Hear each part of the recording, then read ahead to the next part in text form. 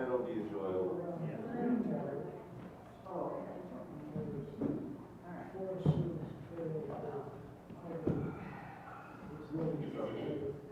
Good morning.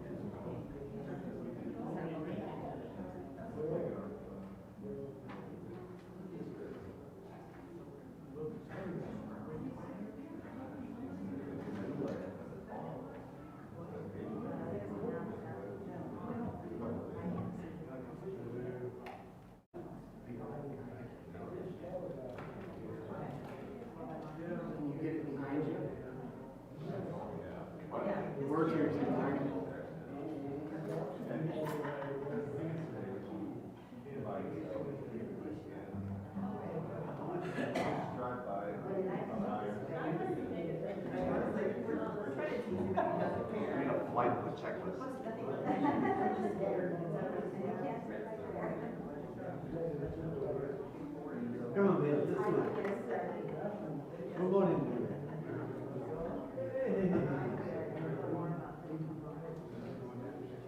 Good morning, Bonney Lake Community Church. Thanks for coming out and joining service with us today. Please rise. Let's worship the Lord together.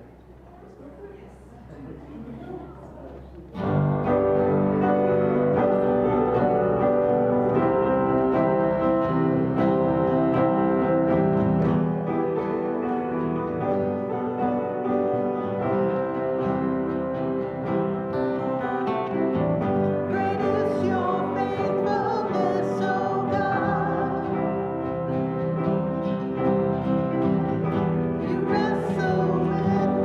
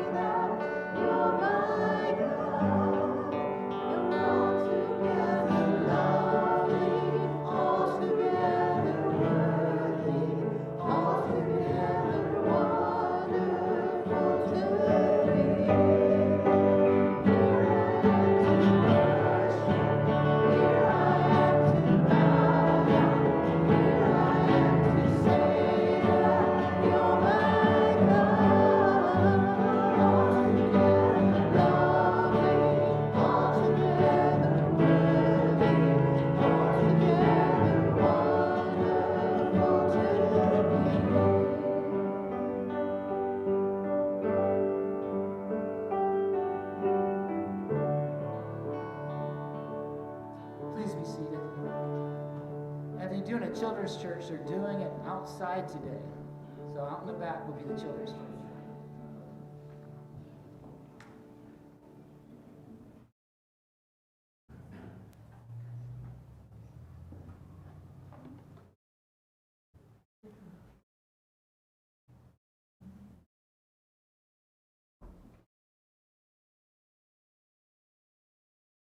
Okay, good morning, Bonney Lake Church. And good morning to all you people out in internet land. And you know me, I want to tell you a story. So let me get situated here.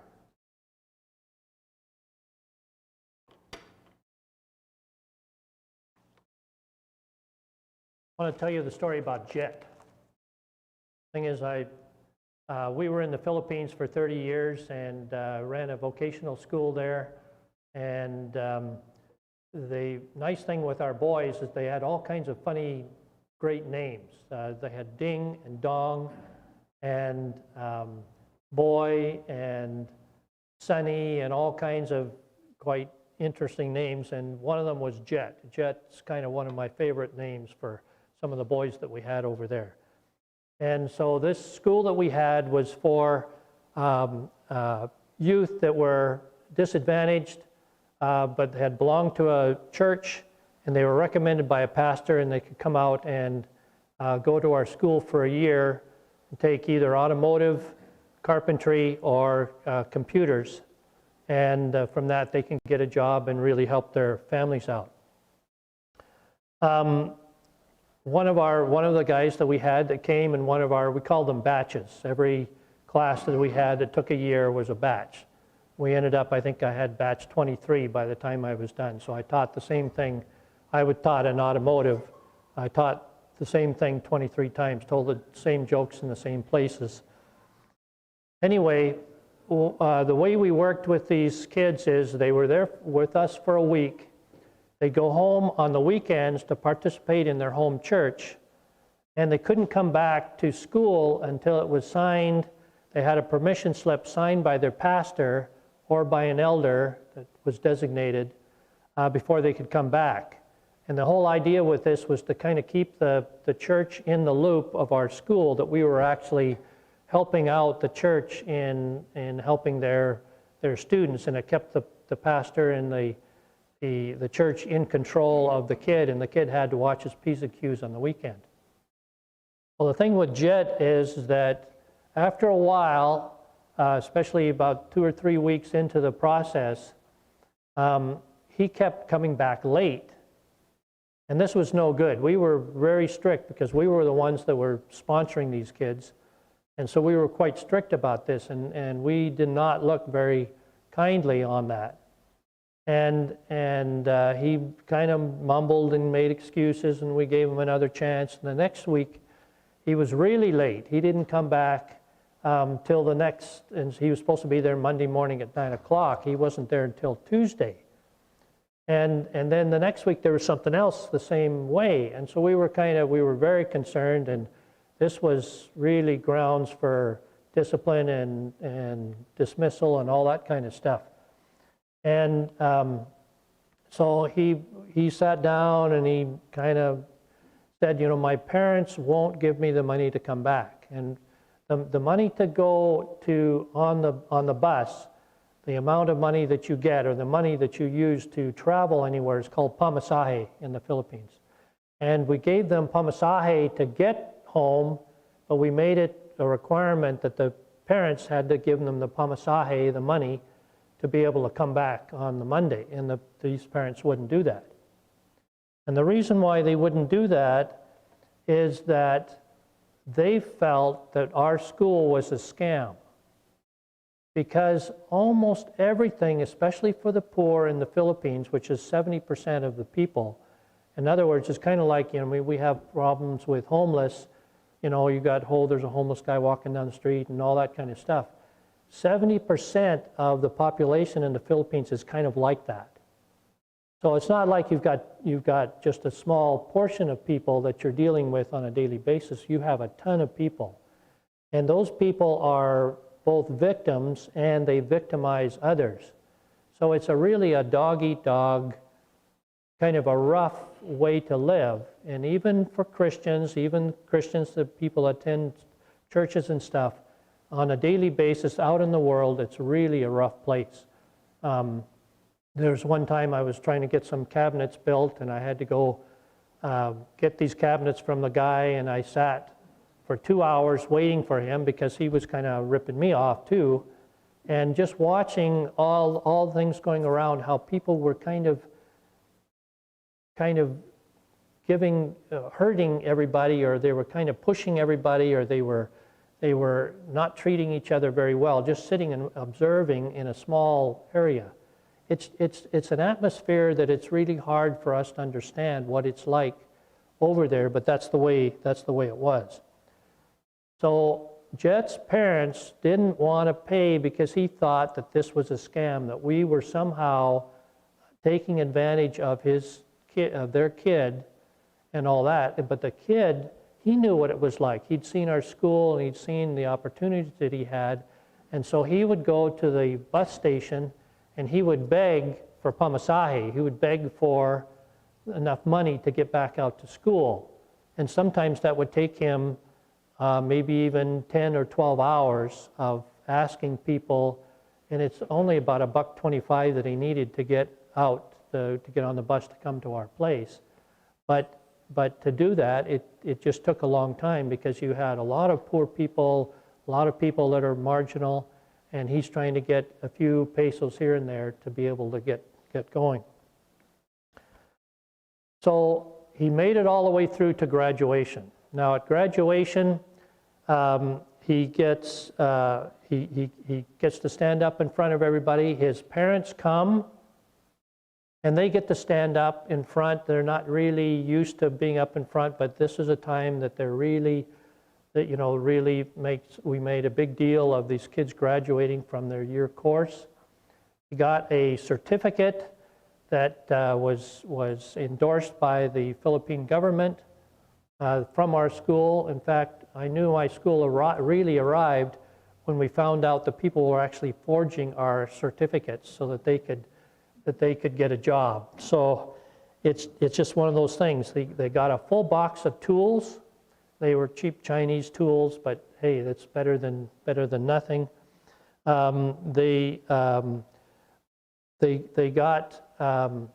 We gave them 6 months of salary for on-the-job training. They had to go find the job themselves, but we would pay their salary. So the businesses liked that because they got free work out of a guy for 6 months, but he got experience, because when you don't have experience, you don't get a job. If you don't have a job, you don't get experience.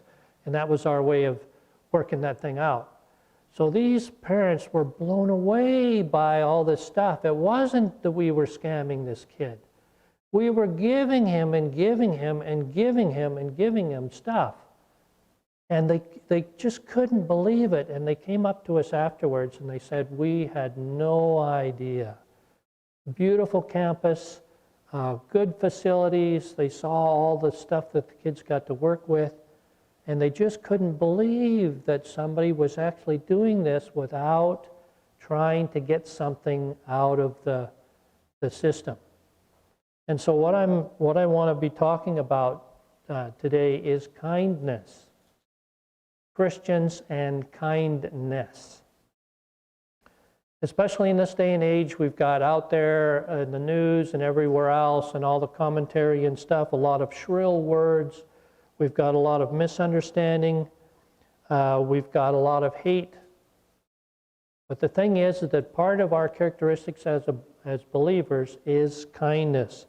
And that's kind of what I want to talk about today. So first we'll take a couple of verses. One is in 2 Peter 1, 5 through 7.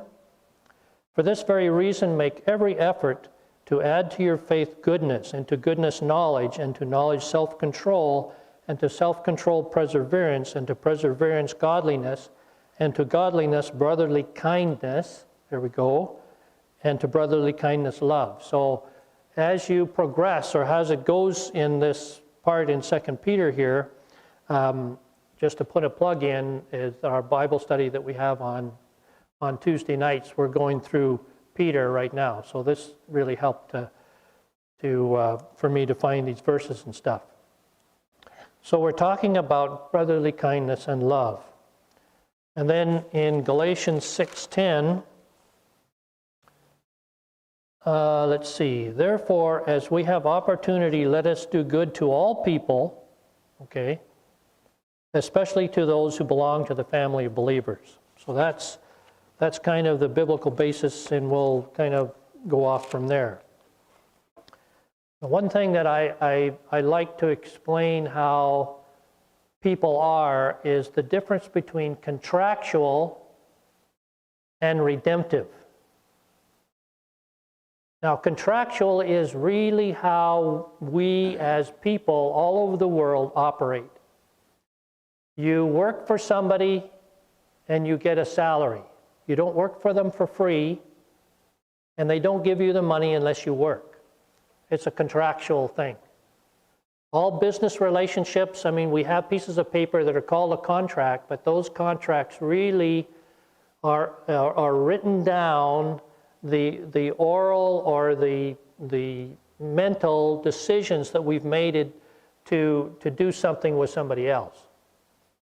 Okay, especially with Hollywood and the way the world works is very contractual. You're nice to me, I'm nice to you. You're mean to me, I'm mean to you. And I'm going to be even more mean to you than you were mean to me. And if you look at Hollywood and you look at the way they do things, da da da da da da, and so he's shooting you, and then da da da da, they're shooting me. It's contractual. You're bad to me, I'm bad to you. Governments are that way. Presidents are that way. Politicians are that way. It's very much a contractual thing. It's very natural for us as human beings to be contractual. Somebody invites you to their house and they feed you a good meal. What do you feel like? We've got to invite them over to our house and we've got to give them a good meal too. It's contractual. It's the way we do things. And really, in some of the society kind of works and it's built that way. The thing is, we as Christians, we're backwards. We're completely different. We're redemptive. Christ, when he died on the cross, did it, and we don't have to pay anything. We owe him so much, but it's not contractual. What we do, the good that we do, does never come up to what he has done for us and how he loves us. So there's a difference between redemptive and contractual. And that's where it is with kindness. Kindness is a type of redemptive activity. And so it's not intuitive. Intuitively for us is, we make sure that we take care of ourselves instead of taking care of other people. And you learn that as a kid.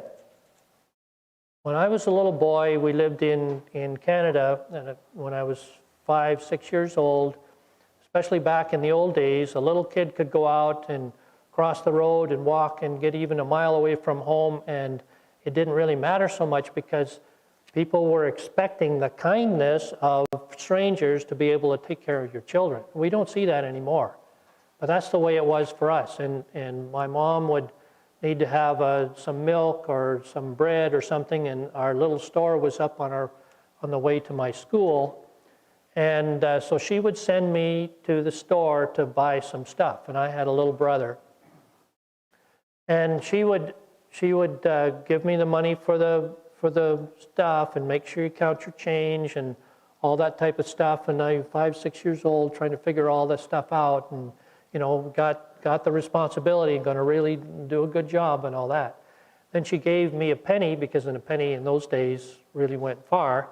She gave me a penny for candy for myself, for my effort in the whole thing, and gave me a penny to buy candy for my brother. Okay, we went up there and brother got the stuff, came back. As I was walking back, I would say, hey, now wait a minute here, there's another piece of candy.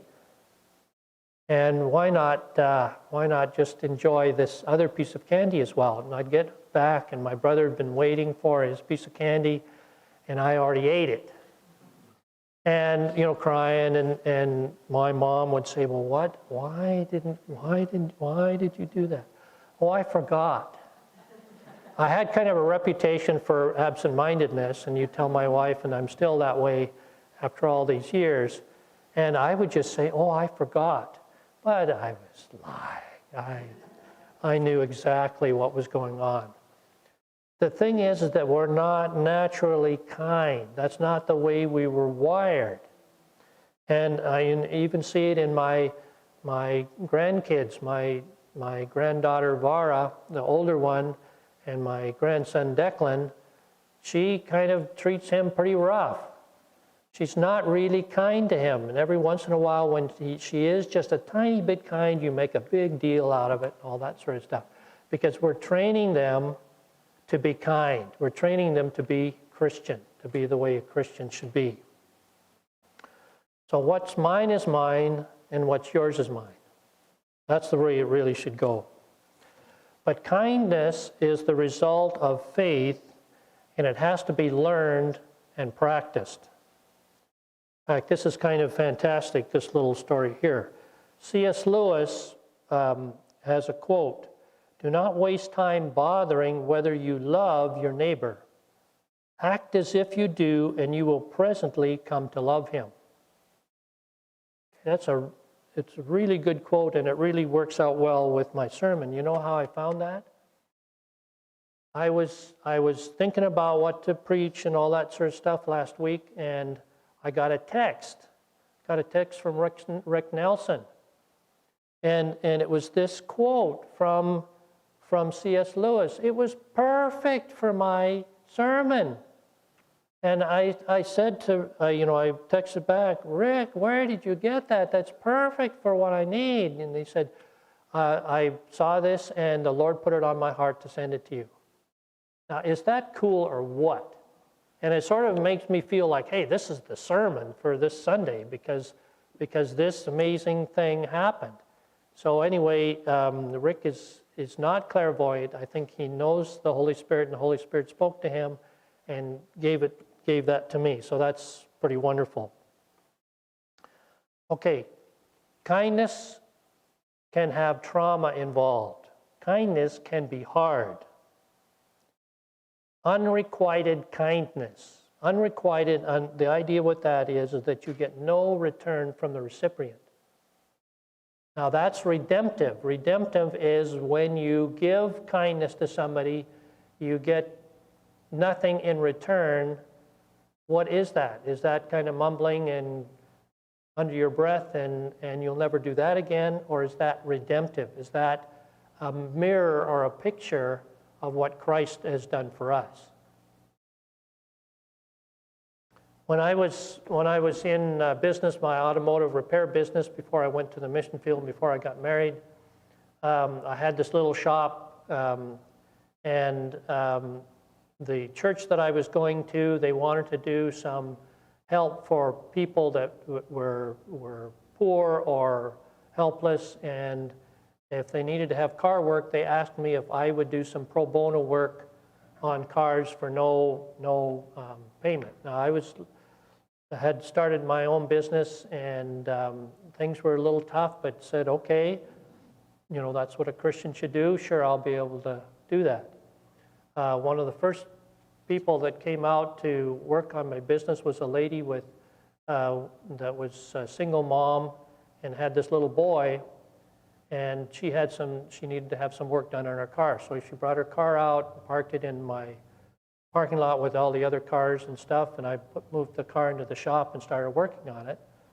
And when I looked out the window, the little boy had gotten a stick, and he was banging on the other cars in the yard. And these cars that didn't belong to me, these were customers' cars, and he's banging and scratching these cars with a stick.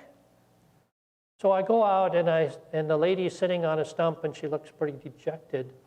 And I said, "Ma'am, I'm here by myself, and it can't have the boy banging on these cars with this stick because If these things are scratched, I have to pay for whatever damage there is because they're under my care. I don't know what to do, she said. You know, I said, you could take the stick away from the little boy. It would help.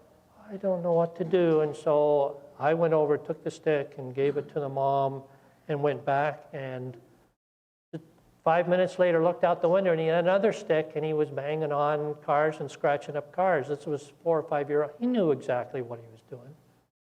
And I went out and talked to her, and she hadn't moved from the stump. And I said, I'm sorry, I just can't have this going on. You have to take your car back, and you have to leave. And she was sad and all that sort of stuff. But if she wasn't going to take care of the kid, what could I do? So like I'm saying is that helping people can be hard. Same situation. There was another lady that had the car wouldn't start, and the church asked me if I would go and deal with this, and I had to drive probably in 45 minutes to where this car was.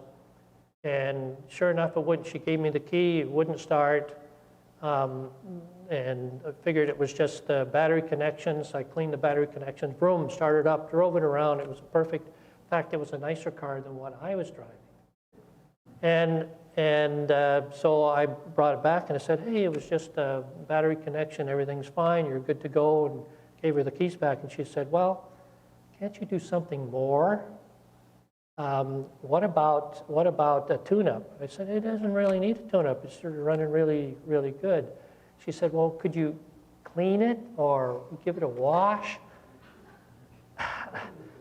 I'm thinking, this is not exactly what I had in mind when I was supposed to be kind and helping people out. But that's just the way it is sometimes when you're being kind.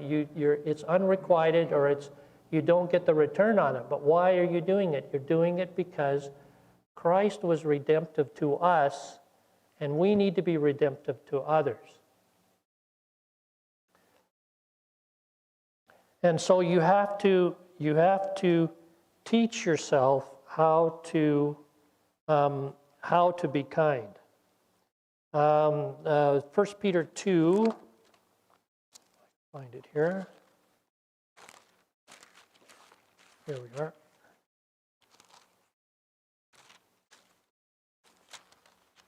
How did I lose my... There we go. All right, 1 Peter 2, 18 and 19. Slaves, submit yourself to your masters with all respect, not only to those who are good and considerate, but also to those that are harsh. For it is commendable if a man bears up under the pain of unjust suffering because he is conscious of God. So what he's saying here, and especially for slaves, he's saying just grin and take it. Just go with what the miserable thing is and do what you need to do because you're thinking about God. You're doing it for God. You're not doing it for Him, or you're not doing it for the situation, or you're not doing it for advantage. You're doing it to please God. And that whole idea of being conscious of God on a continual basis is really important. I may not be kind, but I'm going to act like I am. Okay, so be kind to annoying relatives. Be kind to spoiled kids. Be kind to those who want to tear apart the country I love. Be kind to my spouse who knows me so well and can push my buttons. Be kind to that incompetent technician who's ruining my car when they're repairing it. Be kind to that blankety blank who stole my parking spot. Basically, you need to smack people. What do I mean by smack people? Now, we're talking about contractual or what? Smack, small, SM, A, tax, and then K, kindness. Small acts of kindness. So you can smack people when they do miserable things to you by returning a small act of kindness. That's, again, we're talking about not contractual, but redemptive. The problem is you have to work at it because it's not easy to do. It's not intuitive. Okay, so I'm telling you like I really know what I'm doing and I'm kind and all that sort of thing, and you guys need to learn from me and all that. No. Just this week, I'm thinking about the sermon, I'm talking about it, I'm coming up with these things on sermon about kindness. And one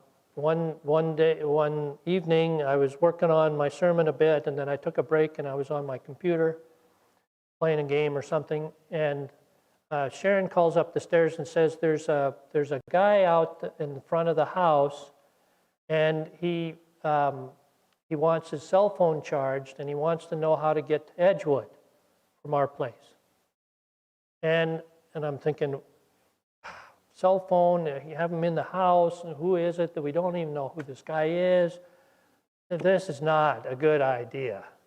And so I go downstairs and you know, how are we going to do this without having this guy around too long and all that sort of thing. My wife was working on her flower garden out in the front of the yard, and so these people are walking by, and this guy had asked her about this. And the young kid in a hoodie and all the ideas that you have from that and everything. So I go out and I say, what do you need?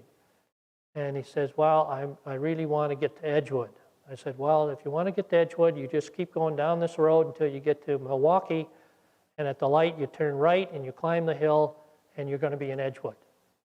Is that what you need? Well, yeah. And so off he went, and I went in the house, got it all taken care of. And then about 20 minutes later, I'm working on my sermon. I'm thinking, oh, what kind of a kind person am I? I mean, I was worried about this guy, you know, messing us up, messing our house up, or messing whatever. I could have gotten my old truck. I only paid $1,300 for it. I could have driven him up into Edgewood and left him there. It would have been Christian for him to do it. It would have been a better testimony. It would have been the extra mile. It would have taken me a little bit of gas and 15 minutes. And did I do it? No. But I'm writing a sermon on kindness. So it's not an easy job to be kind. It takes effort, and they have to have, to me, the secret is this consciousness of God and what He does and the redemptive power and the work of Jesus Christ, and have that in your mind every minute of the day, and go from there. I want to pick on Rick Nelson again. He's crazy about airplanes. We were outside once here waiting for the doors to be open, and Rick was there. And as we were sitting there talking and stuff, an airplane flies by, and he stops everything. He's just, what is it? What's it? And all that type of thing. He's just crazy about airplanes. And I had this obscure little fact about aircraft that I was talking about in one of our things, and he said, no, it's like this. And he really gave out the information about it. He's crazy about airplanes. So in other words, in the back of his mind, airplanes are are really cool, and he's on to airplanes.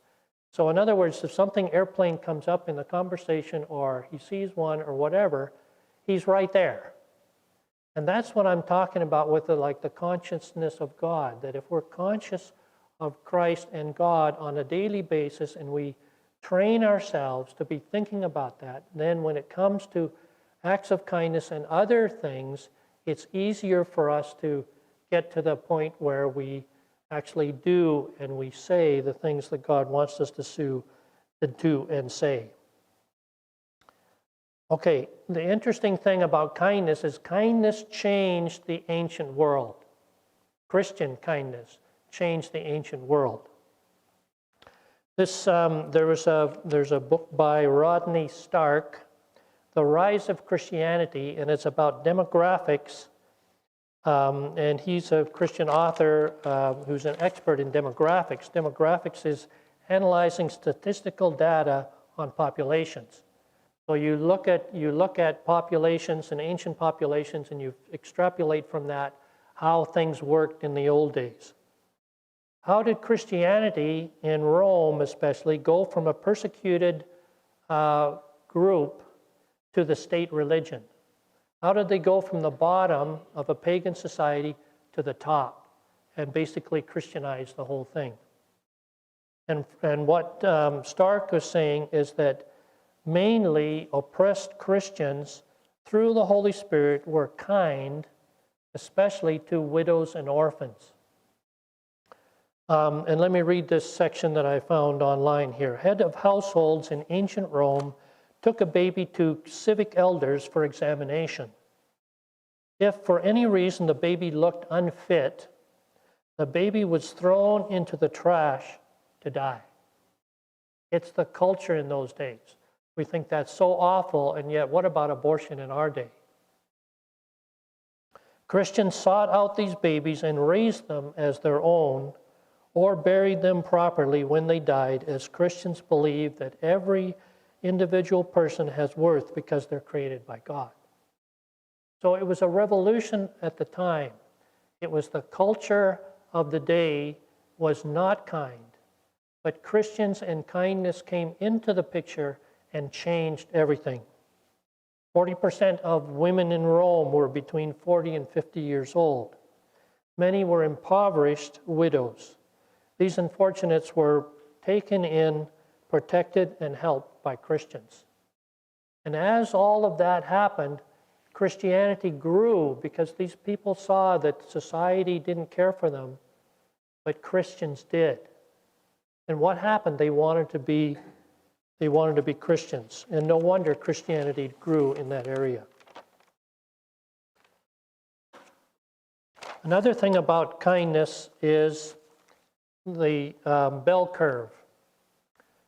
A friend of mine, George Harper, was a PhD, a professor of Christian history and church growth.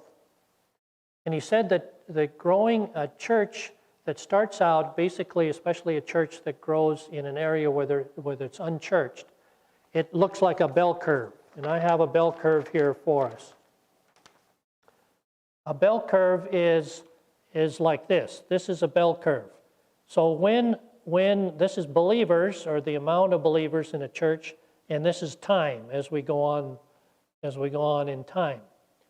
At first, the population of a church is small because nobody is a Christian. But it grows quickly.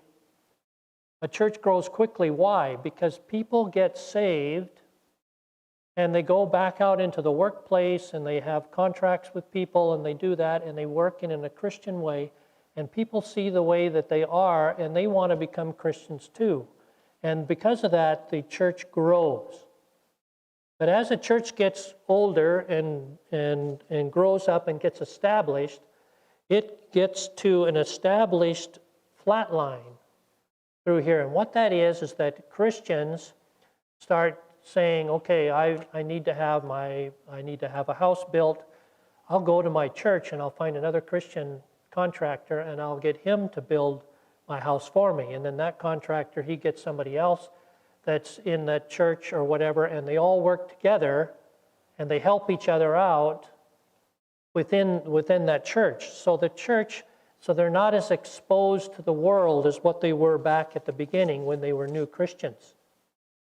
And so the church kind of flatlines after a while, and then after a while you get complacent.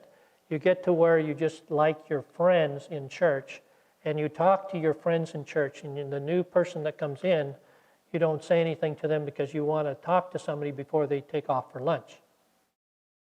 So what happens is that the church can decline at the end.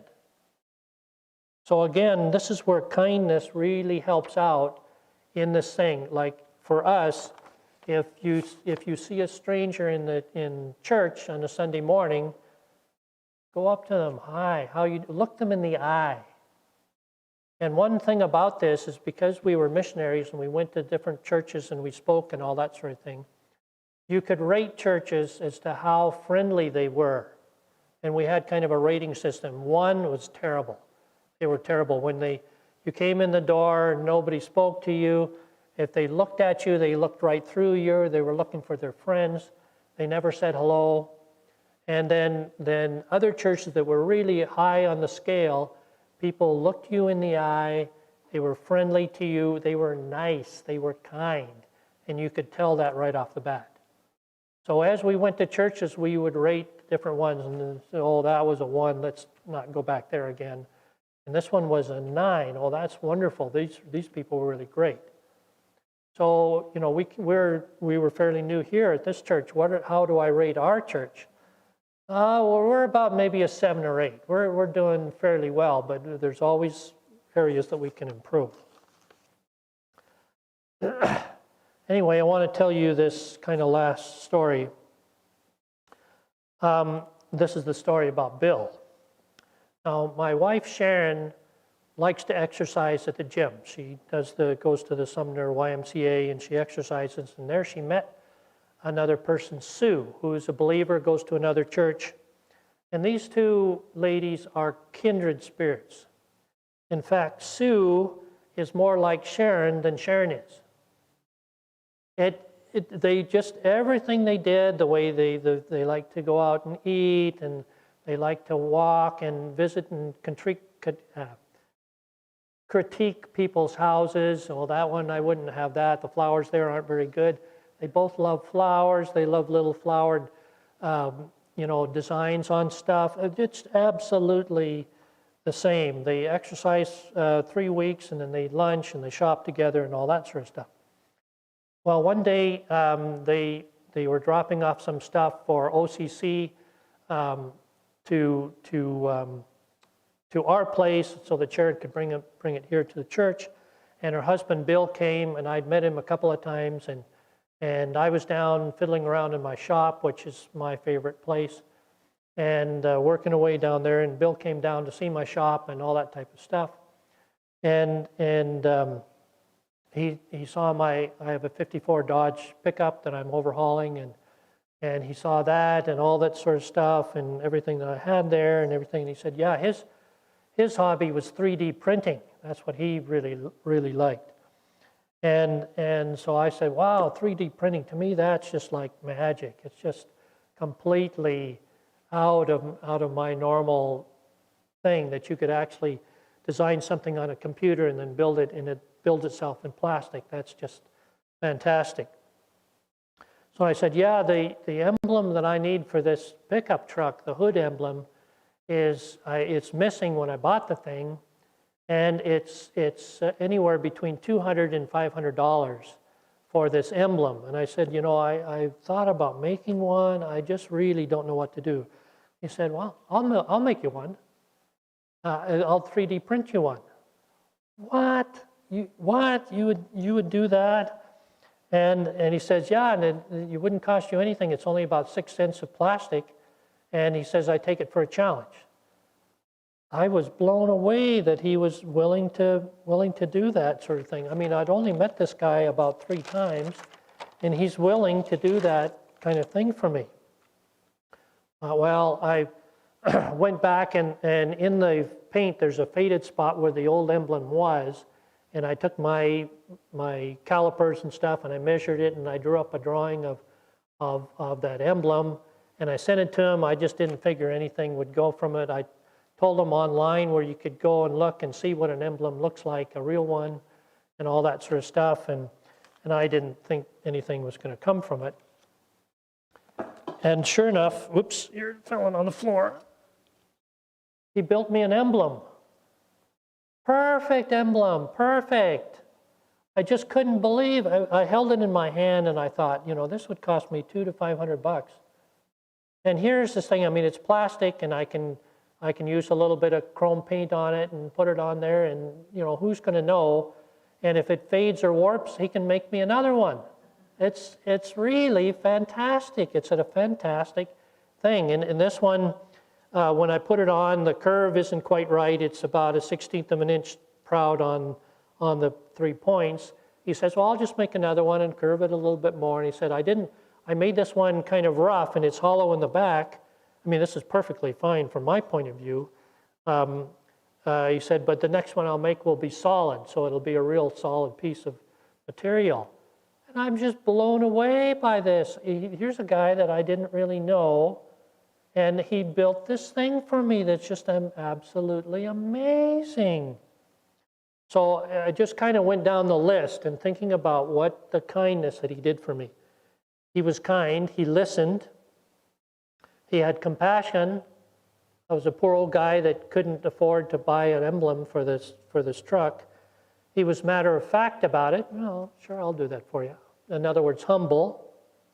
He applied himself to do it, which is self-control. Then he sacrificed the time on my behalf, which is really amazing to take the time to do that. So in these little ways, he reflected Christ.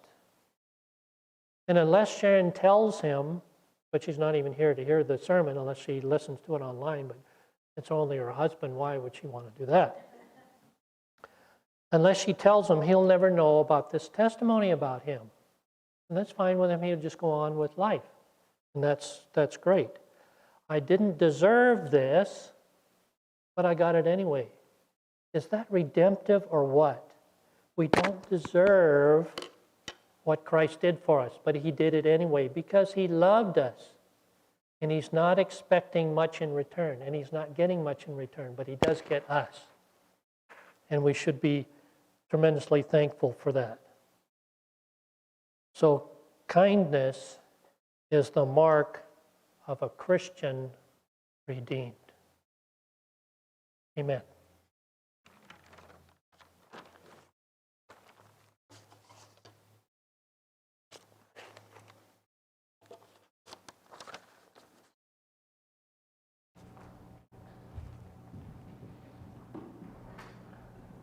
Please rise and finish up with the song.